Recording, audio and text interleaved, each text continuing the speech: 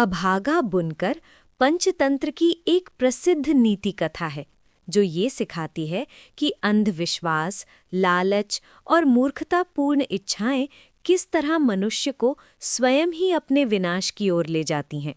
ये कहानी बताती है कि बिना विवेक के किया गया वरदान भी अभिशाप बन सकता है। एक नगर में सोमिलक नाम का जुलाहा रहता था। विविध प्रकार के रंगीन और सुंदर वस्त्र बनाने के बाद भी उसे भोजन वस्त्र मात्र से अधिक धन कभी प्राप्त नहीं होता था। अन्य जुलाहे मोटा सादा कपड़ा बुनते हुए भी धनी हो गए थे।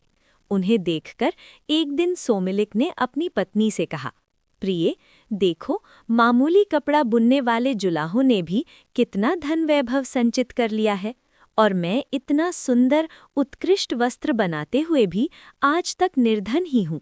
प्रतीत होता है ये स्थान मेरे लिए भाग्यशाली नहीं है, अतः विदेश जाकर धनोपार्जन करूँगा। सोमिलिक पत्नी ने कहा, प्रियतम, विदेश में धनोपार्जन की कल्पना मिथ्या स्वप्न से अधिक नहीं।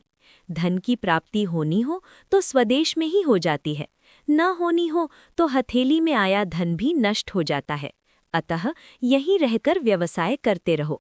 भाग्य में लिखा होगा तो यहीं धन की वर्षा हो जाएगी।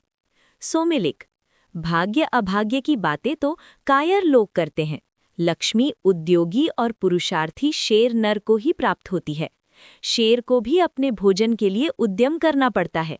मैं भी उद्यम करूंगा, विदेश जाकर धन संचय का यत्न करूंगा। ये कहकर सोमिलिक वर्धमानपुर चला गया। वहाँ 3 वर्षों में अपने कौशल से 300 सोने की मुहरें लेकर वो घर की ओर चल दिया। रास्ता लंबा था। आधे रास्ते में ही दिन ढल गया। शाम हो गई। आसपास कोई घर नहीं था। एक मोटे वृक्ष की शाखा के ऊपर चढ़कर रात बिताई। सोते सोते स्वप्न आया कि 2 भयंकर आकृति के पुरुष आपस में बात कर रहे हैं। एक ने कहा, हे पौरुष, तुझे क्या मालूम नहीं है कि सोमिलिक के पास भोजन वस्त्र से अधिक धन नहीं रह सकता, तब तूने इसे 300 मोहरें क्यों दी? दूसरा बोला, हे भाग्य, मैं तो प्रत्येक पुरुषार्थी को एक बार उसका फल दूंगा ही। इससे आगे तेरे अधीन है कि उसके पास रहने दे या छीन ले। इस बातचीत के बाद सोमिलिक ने जब अपनी मुहरों वाली गठरी देखी तो वो मुहरों से खाली थी। इस तरह 2 बार खाली हाथ होकर सोमिलिक का मन बहुत दुखी हुआ। उसने सोचा, इस धनहीन जीवन से तो मृत्यु ही अच्छी है। आज इस वृक्ष की टहनी से रस्सी बांधकर उस पर लटक जाता हूँ और यहीं प्राण दे देता हूँ। गले में फंदा लगा उसे टहनी से बांधकर जब वो लटक ही ने वाला था, तभी उसे आकाशवाणी हुई, सोमिलिक, ऐसा दुस्साहस मत कर। मैंने ही तेरा धन चुराया है। तेरे भाग्य में भोजन वस्त्र मात्र से अधिक धन का उपभोग नहीं लिखा। व्यर्थ के धन संचय में अपनी शक्तियां नष्ट मत कर। घर जाकर सुख से रह। तेरे साहस से तो मैं प्रसन्न हूँ। तू चाहे तो एक वरदान मांग ले, मैं तेरी इच्छा पूरी करूँगा। सोमिलिक ने कहा, मुझे वरदान में प्रचुर धन दे दो। अदृष्ट देवता ने उत्तर दिया, धन का क्या उपयोग? तेरे भाग्य में उसका उपभोग नहीं है। भोग रहित धन को लेकर क्या करेगा? सोमिलिक तो धन का भूखा था। बोला, भोग हो या न हो, मुझे धन ही चाहिए। बिना उपयोग या उपभोग के भी धन की बड़ी महिमा है। संसार में वही पूज्य माना जाता है जिसके पास धन का संचय हो। कृपण और अकुलीन भी समाज में आदर पाते हैं। सोमिलिक की बात सुनने के बाद देवता ने कहा, यदि यही बात है, धन की इच्छा इतनी ही प्रबल है, तो तू फिर वर्धमानपुर चला जा। वहाँ 2 बनियों के पुत्र हैं, एक गुप्त धन और दूसरा उपभुक्त धन। इन दोनों प्रकार के धनों का स्वरूप जानकर तू किसी एक का वरदान मांगना। यदि तू भोग्य की योग्यता के बिना धन चाहेगा तो तुझे गुप्त धन दे दूंगा, और यदि खर्च के लिए धन चाहेगा तो उपभुक्त धन दे दूंगा। ये कहकर वो देवता लुप्त हो गया। सोमिलिक उसके आदेशानुसार फिर वर्धमानपुर पहुंचा। शाम हो गई थी। पूछता पूछता वो गुप्त धन के घर पर चला गया। घर पर उसका किसी ने सत्कार नहीं किया। इसके विपरीत उसे भला बुरा कहकर गुप्त धन और उसकी पत्नी ने घर से बाहर धकेलना चाहा, किंतु सोमिलिक भी अपने संकल्प का पक्का था। सबके विरुद्ध होते हुए भी वो घर में घुसकर जा बैठा। भोजन के समय उसे गुप्त धन ने रूखी सूखी रोटी दे दी। उसे खाकर वो वहीं सो गया।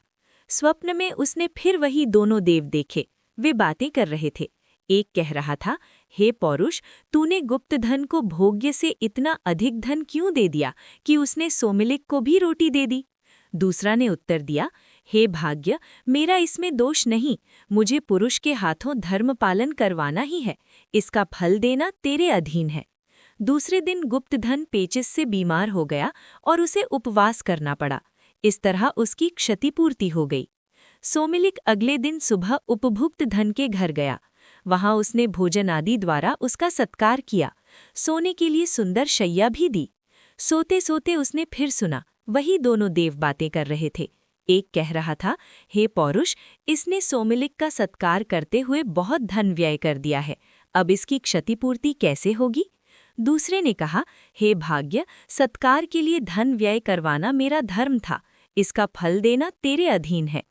सुबह होने पर सोमिलिक ने देखा कि राज दरबार से एक राजपुरुष राजप्रसाद के रूप में धन की भेंट लाकर उपभुक्त धन को दे रहा था। ये देखकर सोमिलिक ने विचार किया कि ये संचय रहित उपभुक्त धन ही गुप्त धन से श्रेष्ठ है। जिस धन का दान कर दिया जाए या सत्कार्यों में व्यय कर दिया जाए, वो धन संचित धन की अपेक्षा बहुत अच्छा होता है।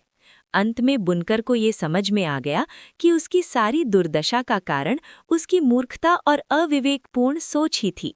जो अवसर उसे सुखी बना सकता था, उसी को उसने अपनी नासमझी से दुख और अपमान में बदल दिया। शिक्षा: बुद्धि के बिना शक्ति या वरदान व्यर्थ है। लालच और मूर्खता विनाश का कारण बनती है। हर इच्छा को विवेक की कसौटी पर परखना चाहिए।